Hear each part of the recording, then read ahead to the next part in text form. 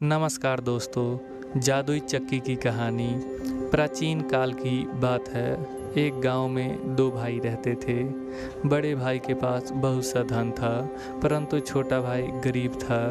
एक बार जब सभी लोग नए साल की खुशियां मना रहे थे, तो छोटे भाई के पास खाने को कुछ भी ना था।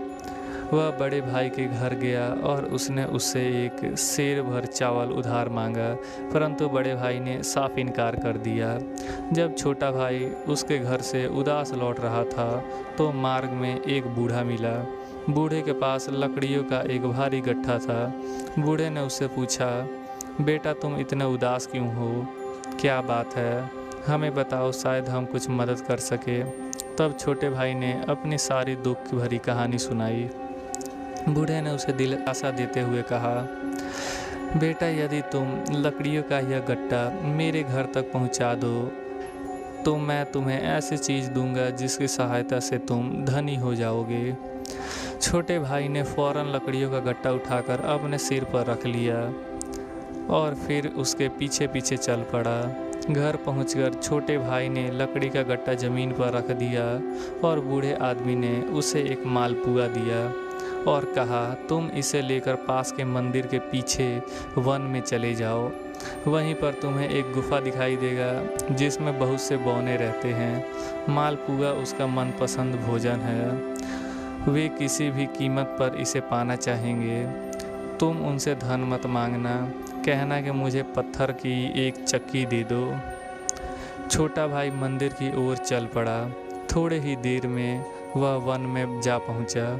उसने देखा कि मंदिर से थोड़ी ही दूर एक गुफा से बहुत से बौने बाहर निकलते हैं और फिर उसी गुफा में वापस चले जाते हैं। उस समय वे वृक्ष के नीचे एक बड़े टहनी को खींचकर गुफा के अंदर ले जाने की कोशिश कर रहे थे, परंतु इनके लिए यह बहुत मुश्किल काम था। छोटे भाई ने बौनों से जाकर बोला, लाओ इस टहनी को मैं ले चलता हूँ।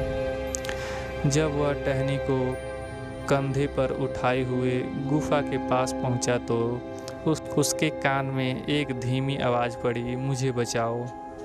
छोटे भाई ने घबराकर इधर उधर देखा। उसके पाँव के नीचे एक बौना पीस रहा था। छोटे भाई ने झटपट उस बौने को उठा लिया। असल में वह बौना का राजकुमार था। बौने राजकुमार ने छोटे भाई के हाथ में मालपुआ देखते ही बोला, भाई यह मालपुआ मुझे दे दो। यह हमारा मनपसंद पकवान है। आपकी बड़ी दया होगी। इसके बदले में आपको बहुत सारे जेवरात दूंगा।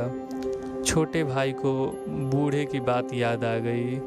उसने मालपुआ बौने राजकुमार को दे दिया तथा उसके बदले पत्थर की एक चक्की देने के लिए कहा। बौनों के राजकुमार ने अपने पुत्र की प्रसन्नता के लिए चक्की देने का स्वीकार कर लिया। जब छोटा भाई चक्की लेकर गुफा में चलने लगा तो बौने के राजा ने कहा, देखो इस चक्की को मामूली चक्की मत समझना, यह जादुई चक्की है।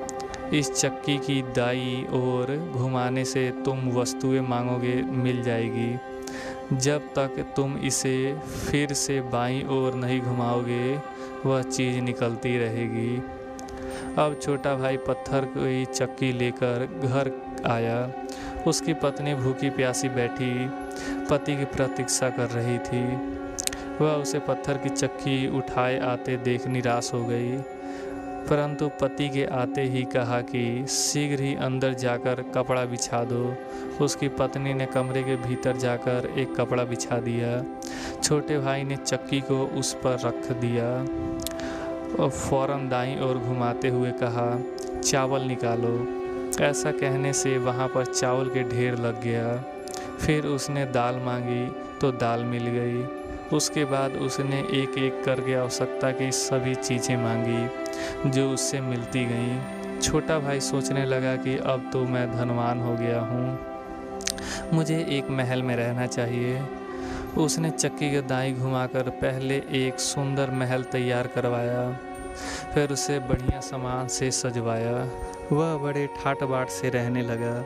नए साल में उसने अपनी पड़ोसियों तथा मित्रों को दावत दी और नए साल का त्यौहार बड़े धूमधाम से मनाया। छोटे भाई के यह ठाठ बाट देखकर बड़ा भाई सोचने लगा कि कल तक तो यह गरीब था, आज इतना धनी कैसे बन गया। इसमें ज़रूर कोई रहस्य है। एक दिन वह छिपकर उसके घर के अंदर चला गया। वह किवाड़ के ओट में खड़ा हो गया। उसने देखा कि छोटा भाई एक चक्की को घुमाकर मिठाई के टोकरे भरता जा रहा था। यह देखकर बड़ा भाई हैरान हो गया। वह वहाँ से चुपचाप वापस चला गया। घर आकर वह उस चक्की को हथियाने का उपाय सोचने लगा। एक रात जब सब लोग सो रहे थे तो बड़ा भाई चोरों की भांति दबे पांव छोटे भाई के घर में घुस गया और उसने पत्थर की चक्की उठाकर फौरन अपने घर की ओर चल पड़ा।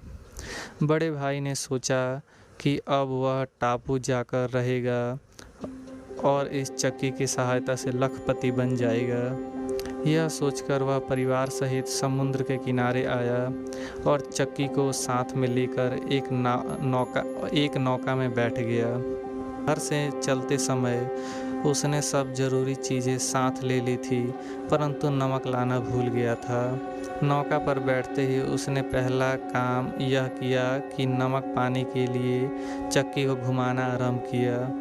वह नमक निकल की रट लगाने लगा। इतना कहते ही नमक निकलना आरंभ हो गया। अब बड़े भाई की चक्की को रोकना का उपाय मालूम नहीं था। चक्की चलती गई, नाव में नमक का ढेर लग गया। बड़े भाई और उसका परिवार चक्की समेत सागर में डूब गया। सयाने लोग कहते हैं कि वह चक्की आज भी लगातार घूम रही है और उससे नमक निरंतर निकल रहा है। यही कारण है कि सागर का जल खारा होता है। मॉरल ऑफ द स्टोरी, कभी भी लालच नहीं करना चाहिए और ना ही किसी दूसरे की संपत्ति आदि से ईर्ष्या करना चाहिए।